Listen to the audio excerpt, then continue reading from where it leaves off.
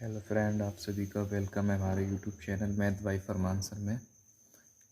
आज हम chapter number 1 का पार्ट 3 के एक्सरसाइज 1.1 के क्वेश्चन 5 से लेकर 7 तक करने जा रहे हैं।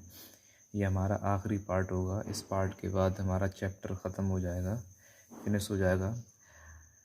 अगर आपको पूरा चैप्टर अगर अच्छे से समझना है तो इससे पहले के 2 पार्ट आपको देखना होंगे। सबसे पहले उस पार्ट को देखिए और उन दोनों पार्टों की लिंक मैं इसी पार्ट के डिस्क्रिप्शन बॉक्स में डाल दूंगा, ताकि आप वहां जाके सबसे पहले फर्स्ट पार्ट और इसका दूसरा पार्ट दोनों देखिए, तब अच्छे से इसका समझ में आएगा। अगर आप नए आए हमारे चैनल पर,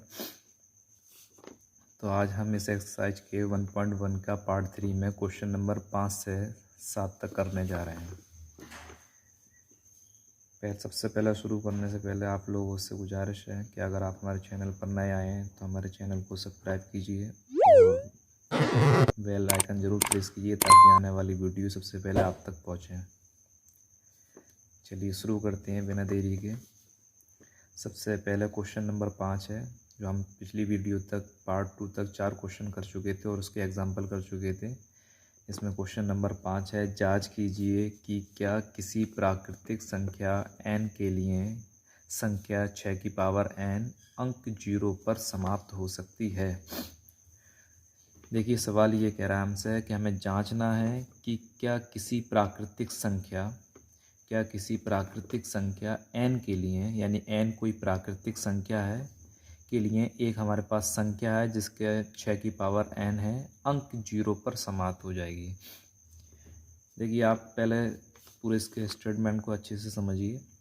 उसने हमसे सवाल में ये कहा कि हमारे पास कोई प्राकृतिक संख्या है और प्राकृतिक संख्या n है, और वो संख्या n यानी कि प्राकृतिक संख्या, जैसे मैं आपको समझाऊं, प्राकृतिक संख्या ये मान लीजिए हमारे पास n बराबर है हमारे पास 1 2 3 4 5 6 डॉट डॉट डॉट, यानी कुछ भी हो सकती है। ये हमारी प्राकृतिक संख्या है। प्राकृतिक संख्या यानी n की पावर 1 2 3 4 5 6, यानी किसी संख्या 6 की पावर n।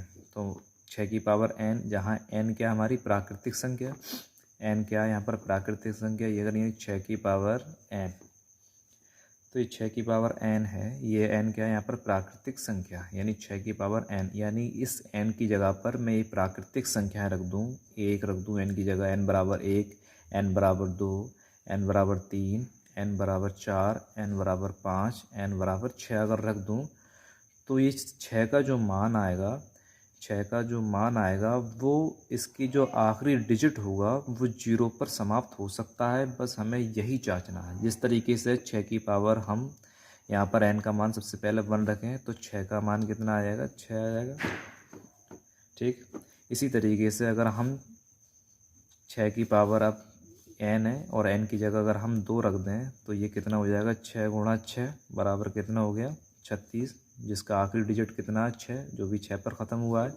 अगर 6 की पावर अगर n इसी तरीके 3 रख दें तो ये हो जाएगा 6 गुणा 6, यानी कि 6 चिंग 36 और 36 चिंग कितना हो जाएगा, 216। ये भी किस पे ख़त्म हो रही है, लास्ट वाले डिजिट यानी 6 पर ही ख़त्म हो रही है, 6 पर ही ख़त्म हो रही है। इसी तरीके से अगर और हम बढ़ते चले आएँ, प्राकृतिक संख्या रखते चले आएँ, यानी 6 की पावर 4 रख दें, 6 की पावर 4 रख दें तो 6 गुणा 6 गुणा 6 गुणा 6, तो इसका भी जो मान होगा वो इसका, ये भी संख्या जो हमारी ख़त्म होगी वो भी 6 पर ही ख़त्म होगी। तो आपको समझ में आ रहा होगा, यानी 6 की पावर जो n है वो ये कह रहा है सवाल में कि किसी संख्या प्राकृतिक संख्या n के लिए 6 की पावर जो n का मान जो होगा, यानी 6 की पावर n, यानी इस n की जगह पर हम कोई भी प्राकृतिक संख्या रख दें, क्या वो 0 पर ख़त्म हो सकती है। तो ये मैंने आपको ये बताया कि 6 की पावर अगर 1 रख रहे हैं प्राकृतिक संख्या तो 6 मान आ रहा है। अगर 6 की पावर अगर n का मान 2 रख रहे हैं तो 6 गुणा 6 36 आ रहा है, तो ये भी 6 पे ख़त्म हो रही है, ये भी 6 पर है। अगर 6 की पावर अगर हम 3 रख रहे हैं तो 6 गुणा 6 गुणा 6, तो 6 चिंग 36 और 36 चिंग 216, तो ये भी 6 पर ख़त्म हो रही है। इसी तरीके 6 की पावर 4 रख दें, कितनी भी रख दें, तो जिसकी लास्ट ये संख्या जो ख़त्म होगी वो 6 पर ही ख़त्म होगी। किस पर ख़त्म होगी? 6 पर ही ख़त्म होगी। इसी तरीके से अगर हम इस तरीके से देख लें, देखिए जिस तरीके से अगर हम एक चीज़ और आपको बता दें आपको और अच्छे से, ताकि अच्छे से समझ में आ जाए। ये जैसे कि मान लीजिए, जांच कीजिए कि किसी प्राकृतिक संख्या n के लिए 6 की पावर n अंक 0 पर समाप्त हो सकती है। तो यानी आपको इतनी बात तो क्लियर हो गई होगी कि n का मान हमें प्राकृतिक संख्या अगर हम ये 6 की पावर पर रख दें तो क्या ये 0 पर ख़त्म होगी या नहीं होगी? नहीं होगी। इसी तरीके से अगर मैं और ले लूँ, जैसे मान लीजिए मैंने यहाँ पर ले लिया 1650, कितना ले लिया? 1650 ले लिया। अगर मैं इसको अगर मैं गुणनफल के रूप में लिखूँ, गुणनखंड के, तो इसको मैं इस तरीके से ले सकता हूँ 165 गुणा 10। और 165 के गुणनखंड कुछ भी जो होंगे वो होंगे, लेकिन अगर 10 के गुणनखंड करूँ मैं तो 2 गुणा कितना आएगा? 5 आएगा। आएगा नहीं आएगा? इसी तरीके से अगर मैं यहाँ पर 6 की पावर n है और इस 6 की पावर n को मैं 2 गुणा 3 लिख सकता हूँ, और इसकी पावर n लगी है तो लगा सकता हूँ, बिल्कुल लगा सकता हूँ।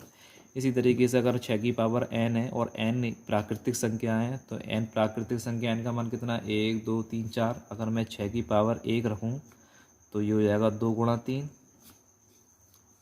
ठीक। अगर मैं 6 की पावर अगर 2 रख दूँ तो ये हो जाएगा 2 गुणा 3, और यहाँ n है इसी में तो रख रहा हूँ मैं। इसको चाहो एक समीकरण समझाने बतौर मैं तुम्हें समीकरण दे सकता हूँ। तो 2, तो यहाँ 2 हो जाएगा, तो ये 2 हो जाएगा। तो इसका मतलब ये है कि इसको मैं 2 गुणा 3 गुणा 2 गुणा 3 ले सकता हूँ। इसी तरीके 6 की पावर 3 है तो इसको मैं 6 की पावर 3, तो इसको यहाँ पर 3 आ जाएगी। तो इसका मतलब ये है कि इसको 2 गुणा 3 2 गुणा 3 और 2 गुणा 3 लिख सकता हूँ। ठीक। तो अब यहाँ पर जो संख्या आ रही है 2 गुणा 3 2 गुणा 3 इतनी ले सकता हूँ। ठीक है, लेकिन इसकी जो संख्या है जो क्या ये 0 पर समाप्त हो सकती है? बस हमें यही चीज़ बतानी है कि ये 0 पर समाप्त हो सकती है। अब हम अंकगणित की अगर आधारभूत प्रमेय लिखें, अगर अंकगणित की आधारभूत प्रमेय लिखें, जिस तरीके से मैंने आपको ये बताया कि 0 पे जो ख़त्म होने वाली संख्या है, 0 पे जो ख़त्म होने वाली अगर जो संख्या है उसके जो गुणनखंड होंगे वो 2 गुणा 5 होंगे। कितने होंगे? 2 गुणा 5 होंगे। अगर जो संख्या अगर 0 पर ख़त्म होगी, जैसे ये यहाँ 10 था, इसके गुणनखंड कुछ भी हो, अगर यहाँ 10 था, अगर यहाँ 10 था, अगर 10 के अगर हम अभाज्य गुणनखंड लिखें तो 2 गुणा 5 आएंगे। तो जो 0 पर दिए और ये संख्या किस पे ख़त्म हो रही है? ये संख्या 0 पे ख़त्म हो रही है। ये 0 पे ख़त्म हो रही है। जब ये 0 पे ख़त्म हो रही है तो इसको मैंने 165 गुणा 10 के रूप में लिख सकता हूँ। और 10 के अगर मैं 165 के जो भी गुणनखंड आए, लेकिन 10 के अगर गुणनखंड की बात करूँ, अभाज्य गुणनखंड की, तो वो 2 गुणा 5 आएंगे। 2 गुणा 5 आएंगे। तो मेरा कहने का मतलब ये है कि वही संख्या 0 पर ख़त्म हो सकती है जिसके अभाज्य गुणनखंड 2 गुणा 5 आए। लेकिन यहाँ अगर 6 की बात कर रहे हैं हम, 6 की पावर n, अगर मैं इसको अभाज्य गुणन इसको अगर मैं इस तरीके से लिखूँ 2 गुणा 3 की पावर n लिख सकता हूँ। इसको 2 3 6 और की पावर n, तो इसके अभाज्य गुणनखंड जो हैं वो 2 गुणा 3 आ रहे हैं, जिसमें 5 तो आ ही नहीं रहा। जब वो 5 नहीं आ रहा तो अंकगणित की आधारभूत प्रमेय क्या कहती है? अंकगणित की आधारभूत प्रमेय कहती है कि दिए गए भाज्य संख्या के जो अभाज्य गुणनखंड होते हैं वो अद्वितीय होते हैं। अद्वितीय का मतलब है जो हैं वही आएंगे, उसके अलावा और कुछ नहीं आएगा। यदि 2 गुणा 3 है, अगर 6 के गुणनखंड 6 के अभाज्य गुणनखंड 2 गुणा 3 है तो 2 गुणा 3 ही रहेंगे, इसके अलावा और कुछ नहीं आएगा। तो 0 पे ख़त्म होने वाली संख्या के जो अभाज्य गुणनखंड होते हैं वो 2 गुणा 5 होंगे, जबकि 6 हमारी भाज्य संख्या है, इसके जो अभाज्य गुणनखंड है वो 2 गुणा 3 के रूप के होंगे।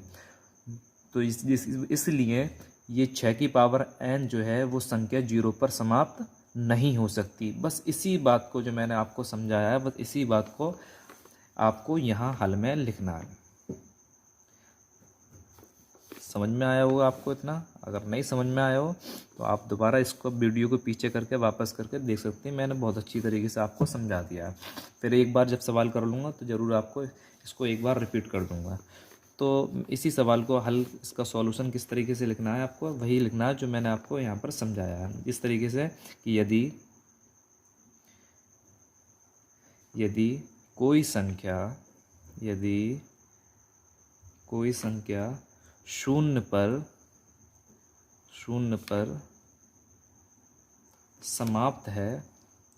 समाप्त होती है तो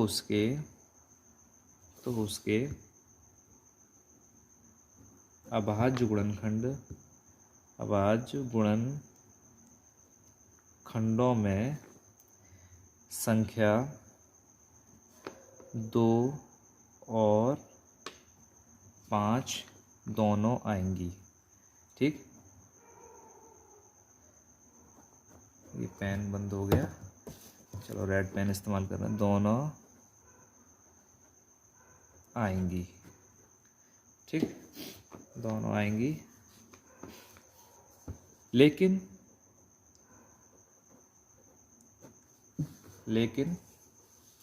लेकिन जो हमारी 6 की पावर n है, अगर 6 की पावर n है, अगर इसके हम 2 गुणा 3, इसको इस तरीके से ले सकते हैं, ठीक है, कि अभाज्य गुणनखंडों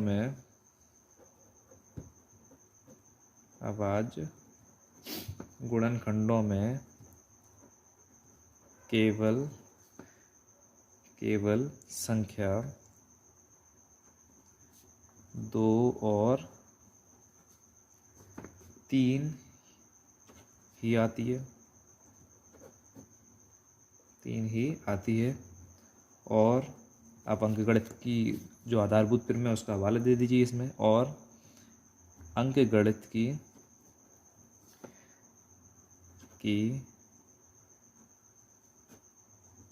आधारभूत प्रमेय के अनुसार, यानी अंकगणित की आधारभूत प्रमेय क्या कहती है? प्रमेय के अनुसार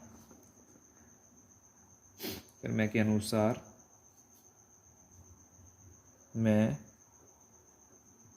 गुणनखंडन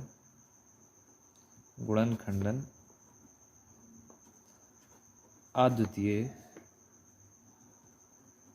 होता है।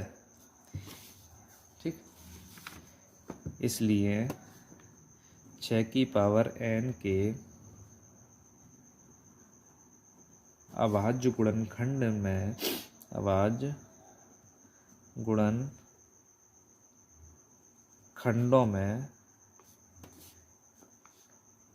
गुणनखंडों में संख्या 5 नहीं हो सकती।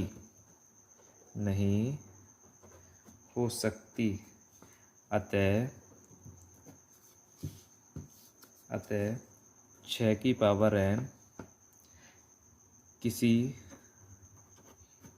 प्राकृतिक संख्या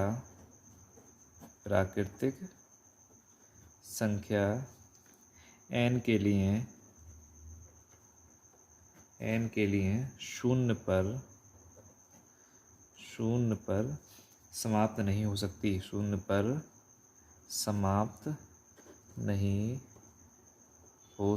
बस आपको इतनी सी बात लिखनी है। ठीक, क्योंकि सवाल ने, फिर दोबारा एक बार समझ लिए कि सवाल ने हमसे क्या कहा था। सवाल ने हमसे कहा था कि जांच कीजिए क्या किसी प्राकृतिक संख्या n के लिए संख्या 6 की पावर n अंक 0 पर समाप्त हो सकती है।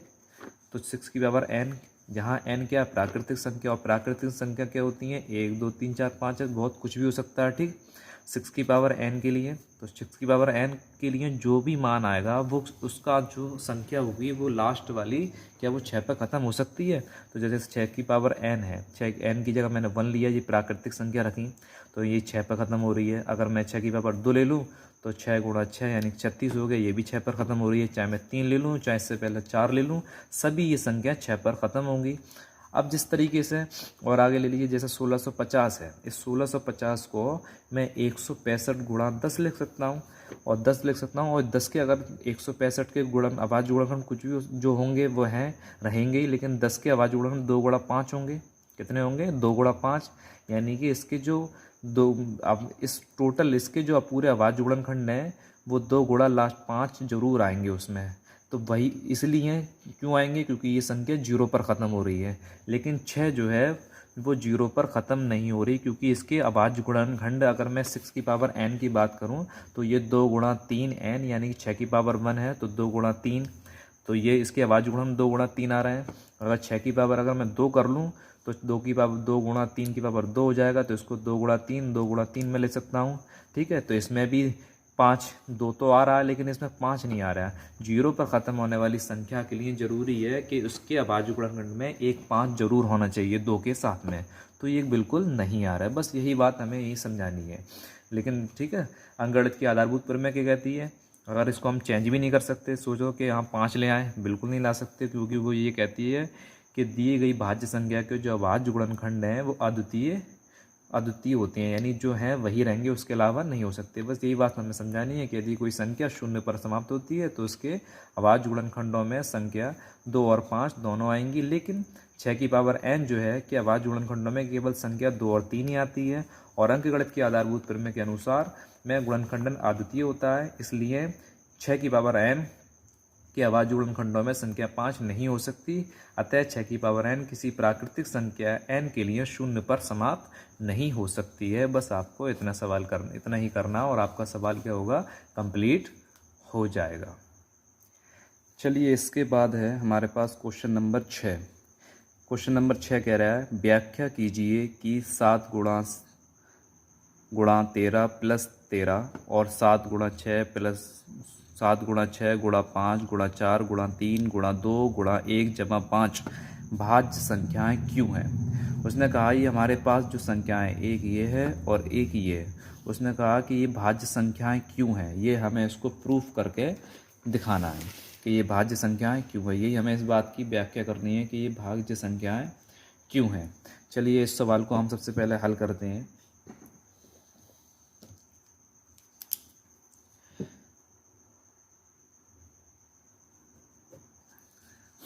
इस सवाल को हल करेंगे हम कि व्याख्या कीजिए। एक तो हमें ये दिया हुआ है और एक ये दी हुई है, और दोनों को हमें ये बताना है कि ये भाज्य संख्याएं क्यों हैं।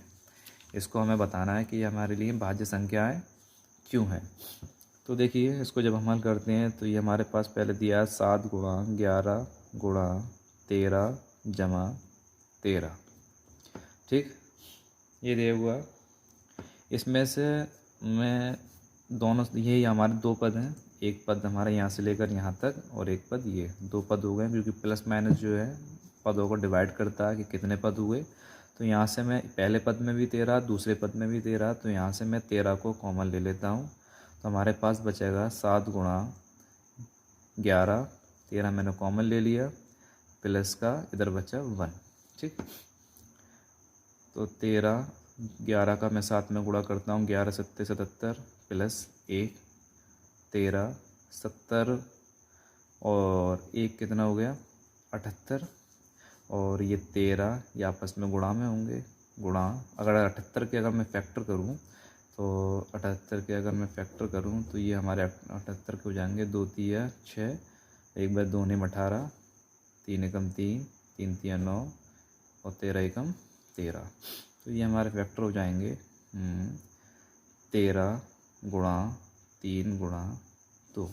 इसको मैं इस तरीके से ले सकता हूँ, 13 पे का 2 गुणा 3 गुणा 2। इसको मैं इस तरीके से ले सकता हूँ। तो देखिए, इसके गुणनखंड हो गए, और इसके जो गुणनखंड आए हैं वो इसके गुणनखंड आए हैं अभाज्य गुणनखंड। और अभाज्य गुणनखंड सिर्फ उन्हीं संख्याओं के आते हैं जो हमारी भाज्य संख्याएं होती हैं, क्योंकि आपने पहले पार्ट में ये देखा हुआ, जो जिसके भी हमने अभाज्य गुणनखंड किए, सवाल ने हमें अभाज्य गुणनखंड करने के लिए बताए, वो वही संख्या थी सारी भाज्य। अभाज्य गुणनखंड उन्हीं संख्याओं के होते हैं जो संख्याएं भाज्य होती हैं। तो देखिए, यहाँ पर 13 भी एक अभाज्य संख्या है, 3 भी यहाँ पर अभाज्य संख्या है, और 2 भी एक अभाज्य संख्या है। ये तीनों ही अभाज्य संख्या हैं, और अभाज्य गुणनखंड उन्हीं के होते हैं जो भाज्य संख्याएं होती हैं। तो इसको हम किस तरीके से ले सकते हैं दी गई संख्याओं को अभाज्य संख्याओं के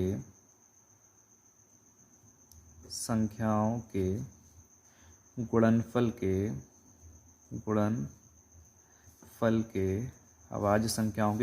के रूप में व्यक्त किया जा सकता है।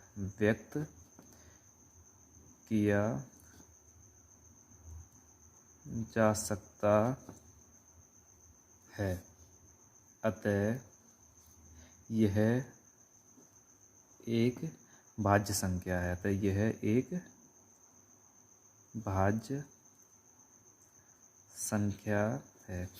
ठीक है, ठीक इसी तरीके से हम इसको भी कर सकते हैं।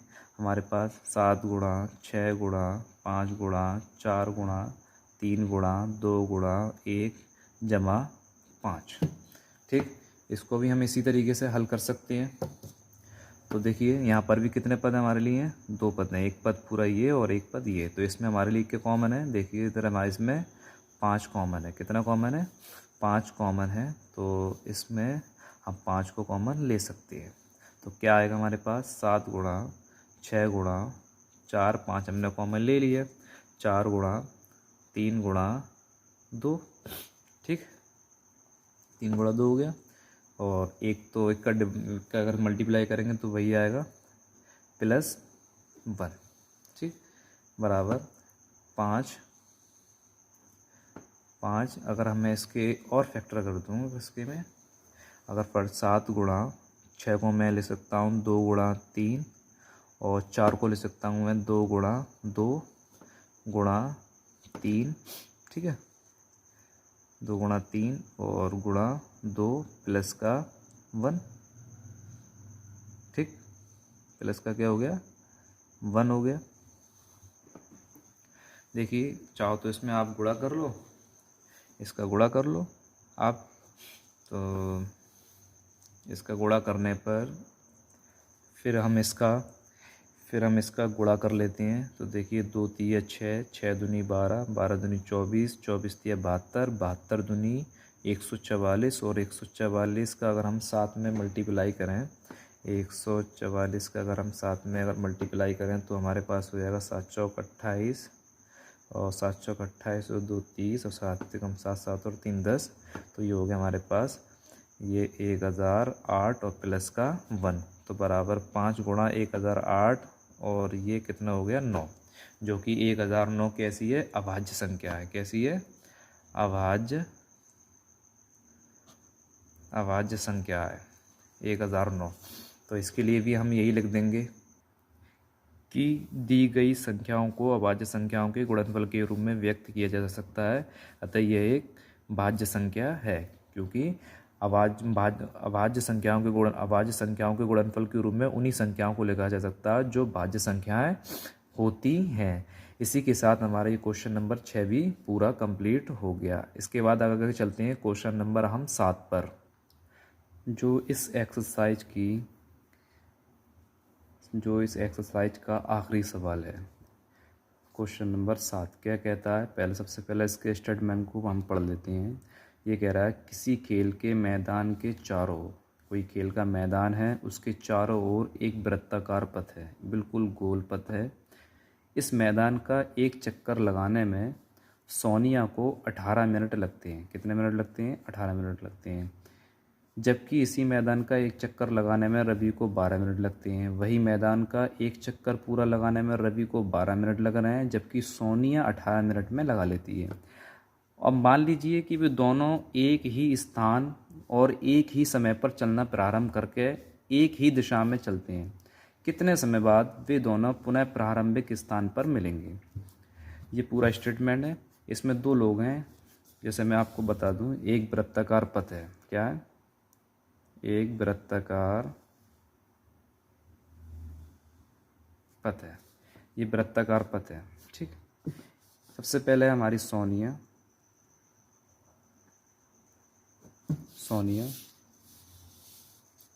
और फिर हमारे रवि, सोनिया और रवि। तो ये सोनिया है, चलो मैं यही समझा देता हूँ, सोनिया और रवि।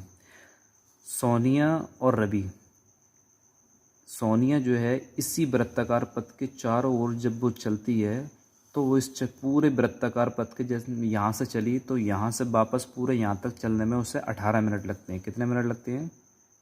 18 मिनट। तो जब उसका एक चक्कर पूरा हो पाता है। जबकि रवि चलना शुरू करता है, मान लो रवि उसने यहाँ से शुरू करा और यहाँ से चलने के बाद पूरे वृत्ताकार पूरा एक चक्कर पूरा जो करता है वो अपना, उसे 12 मिनट लगते हैं। कितने मिनट लगते हैं? 12 मिनट। फिर सवाल ये कहता है कि मान लीजिए कि वो दोनों एक ही स्थान और एक ही समय से चलना प्रारंभ करते हैं। मान लीजिए सोनिया यहाँ से चल रही है तो यहीं से रवि चलना स्टार्ट करता है, और सोनिया भी इधर जा रही है तो रवि भी इधर से ही जा रहा है, और दोनों एक ही समय पर चलना प्रारंभ करते हैं और एक ही स्थान पर। तो वो दोनों एक ही दिशा में चलते हैं तो कितने समय बाद वो दोनों अपने प्रारंभिक स्थान पर मिलेंगे? कितने समय बाद वो दोनों ही जब एक साथ चलते हैं तो कितने समय बाद वो दोनों अपने प्रारंभिक स्थान पर मिलेंगे? जबकि सोनिया को 18 मिनट लगते हैं और रवि को 12 मिनट लगते हैं। जब सोनिया एक चक्कर, अपने पहला चक्कर 18 मिनट में लगाती है तो दूसरा चक्कर कितने मिनट में लगाएगी? 18 दूनी 36। तीसरा चक्कर कितने में लगाएगी? 18 तिया 54, 18 चौक 72। जबकि रवि पहला चक्कर अपने कितने मिनट में लगाता? 12 में। तो दूसरा चक्कर कितने में लगाएगा? 24 में। तीसरा 36 में, और फिर 48 में, और फिर 60 में। तो इसने कहा कितने समय बाद ये सोनिया और रवि अपने प्रारंभिक स्थान पर मिलेंगे? कितने समय बाद? तो देखिए यहाँ पर सबसे पहले कितने समय बाद दोनों अपने प्रारंभिक स्थान पर मिलेंगे? तो ये 36 मिनट पर रवि और सोनिया दोनों, देखो सबसे पहले प्रारंभिक स्थान पर आगे और भी मिलेंगे, जिस तरीके 18 कम 18 18 36 18 30 18 चौक 72 18 95, तो आगे भी मिलेंगे। लेकिन सबसे पहले जो मिल रहे हैं देखो समान जो आ रहे हैं वो 36 मिनट आ रहे हैं। कितने आ रहे हैं? 36। तो यानी कि इसका क्या है जी? एलसीएम। हमने गुणांक निकाला है इनका, तो हमने क्या निकाला है? इनका एलसीएम। पहला चक्कर 18 मिनट में, दूसरा 36 में हो जाएगा, तीसरा 54 में। ये गुणांक ही तो है सब, ये गुणांक हैं। तो सोनिया और रवि के बीच जो कॉमन आ रहा है वो क्या आ रहा है? 36 आ रहा है। इसका मतलब क्या हमने निकाला? इसका एलसीएम निकाला। क्या निकाला हमने? इसका एलसीएम निकाला। तो बस अब इसको, ये तो हमने इसी तरीके से समझ लिया कि 36 मिनट बाद जो है ये अपने पुनः प्रारंभिक स्थान पर मिलेंगे। ये हमने रफली समझ लिया इस तरीके से। लेकिन इसको हमें करना कैसे है तो वो देखते हैं। तो इसको हमें करना है हल।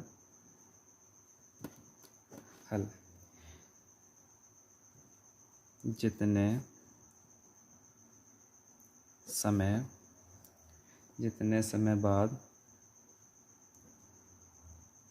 रवि और सानिया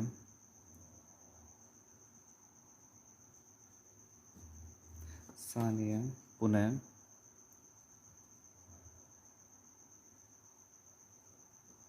प्रारंभिक स्थान पर मिलेंगे तो कितना होगा? बराबर एलसीएम 18,12। अब क्या करते हैं? 18 के फैक्टर कर लेते हैं। तो 18 के जब फैक्टर करेंगे तो 18 के फैक्टर आएंगे 2 तिया 6, 6 तिया 18। यानी इसको हम इस तरीके से रखते हैं 2 गुणा 3 की पावर 2। ठीक है। इसी तरीके से अगर हम 12 के फैक्टर करेंगे तो 12 के फैक्टर भी इसी तरीके से आएंगे 2 की पावर 2 और 3 की पावर 1। 2 की पावर 2, 3 का, यानी 2 दूनी 4 और 4 तिया 12 हो गए। तो इसका एलसीएम कितना आया? एलसीएम 18,12 बराबर, तो एलसीएम क्या होता है? जो हमारी कॉमन संख्या होती है उसकी सबसे बड़ी वाली घात। तो यहाँ कॉमन की संख्या क्या? 2। यहाँ पर कितनी है? 2। तो इसकी सबसे बड़ी घात कौन सी है? 2। तो 2 की पावर 2। इसी तरीके से यहाँ कॉमन क्या है? 3। तो इसकी सबसे बड़ी घात कौन सी है? 3 की पावर 2। तो ये क्या हो गया? 2 गुणा 2 और 3 गुणा 3 बराबर 2 दूनी 4, 4 तिया 12, 12 तिया 36 मिनट। यही हमें आंसर निकालना था। ये हमारा आंसर हो गया। ठीक, यही इसी के साथ हमारी पहली प्रश्नावली 1.1 समाप्त होती है। अगर आपको हमारी वीडियो पसंद आई हो तो लाइक कीजिए और अपने दोस्तों के साथ शेयर ज़रूर कीजिए। और अगर आप हमारे चैनल पर नए आए हैं तो इसको सब्सक्राइब जरूर कीजिए और बेल आइकन ज़रूर प्रेस कीजिए ताकि आने वाली वीडियो जो है आप तक सबसे पहले पहुँचें। और कमेंट करके ज़रूर बताइए कि यह आपको हमारी वीडियो कैसी लगी। और इसके बाद अगली जो हमारी वीडियो है वो प्रश्नावली 1.2 पर होगी। वो वीडियो कल आ जाएगी। ठीक, तो आपका देखने के लिए बहुत बहुत शुक्रिया। Thank you.